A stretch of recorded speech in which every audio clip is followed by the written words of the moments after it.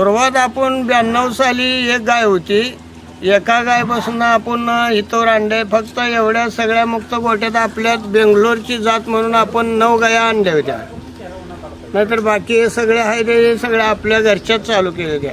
मुक्त गोठा केल्यापासून आपल्याला जनावरांची तब्येत सुधारली. शिवाय आपलं 80% काम कमी होतंय. त्यामुळं आपल्याला जास्त त्रास होत नाही. गायचं 1 लिटरनं दूध वाढतंय. मग आपण मुक्त गोठा केल्यापासून मुरघास चालू केलं आहे. मुरघासचा फायदा जर आपल्याला 4 रुपये किलोनं चारा तयार होतोय. त्यामुळं आपल्याला जास्त ओली वैरण उन्हाळ्यात मिळत नाही. त्या टायमाला आपण मुरघासवर भागवतोय.